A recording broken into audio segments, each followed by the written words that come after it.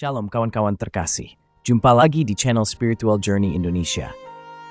Di perjalanan iman, pernahkah kita merasa gagal saat suara hati kalah oleh ketakutan? Kisah ini bukan hanya tentang Petrus, ini adalah tentang kita semua, tentang jatuh, dan tentang tangan yang tetap terbuka mengangkat kita kembali.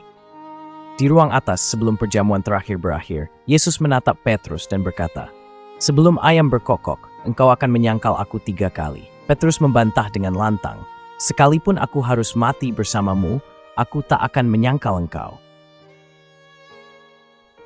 Namun malam itu saat gelap menelan halaman imam besar, suara Petrus berubah.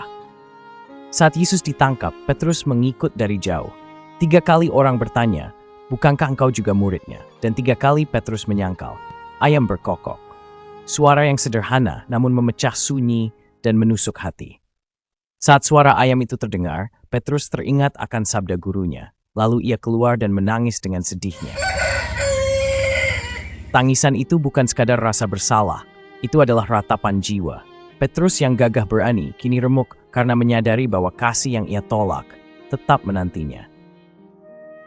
Kisah Petrus hanyalah satu dari sekian banyak suara pertobatan. Yunus, yang lari dari panggilan Tuhan dan menemukan kasihnya bahkan dalam perut ikan.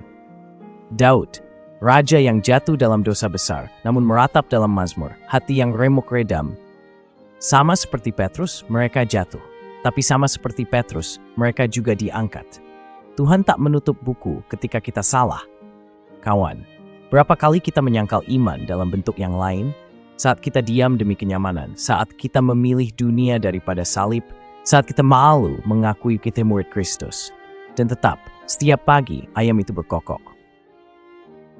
Di pantai Danau Tiberias, setelah kebangkitan, Yesus menanti Petrus, bukan untuk menghakimi, melainkan untuk memulihkan. 3 kali Yesus bertanya, "Simon, anak Yohanes, apakah engkau mengasihi aku?" 3 kali juga Petrus menjawab dengan air mata, "Tuhan, engkau tahu bahwa aku mengasihi engkau. Gembalakanlah domba-dombaku." Ayam berkokok bukan sekadar pengingat waktu, ia menandai peralihan dari malam ke fajar, dari kelam ke terang. Begitu pula kasih Kristus membawa harapan di tengah kehancuran hati. Tak heran menara gereja tua di penjuru dunia kerap dihiasi patung ayam sebagai simbol harapan yang selalu baru setiap hari. Simbol bahwa gereja harus terus berjaga, rendah hati, sebab kita semua pernah jadi Petrus. Kawan, kalau hari ini engkau merasa jauh dari Tuhan, ingatlah, Petrus pernah gagal, tapi ia juga pernah diangkat, diampuni, dan dipakai menjadi batu karang gereja. Dan suara ayam yang dulu menyayat hati, kini menjadi suara kasih yang membangunkan jiwa. Hari masih pagi, fajar belum sepenuhnya tiba. Masih ada waktu untuk kembali. Ayam telah berkokok, fajar menyingsing. Seperti Petrus, kita mungkin pernah jatuh, menyangkal, atau menjauh dari kasih Tuhan. Tapi suara itu bukan suara penghukuman, melainkan panggilan untuk pulang. Yesus tidak bertanya mengapa kau gagal, tapi ia bertanya, "Apakah engkau mengasihi aku?" Dan kasih itu cukup untuk memulihkan segalanya. Jangan tunggu hari menjadi siang. Sekaranglah waktunya kembali. Karena di dalam Kristus fajar baru selalu mungkin.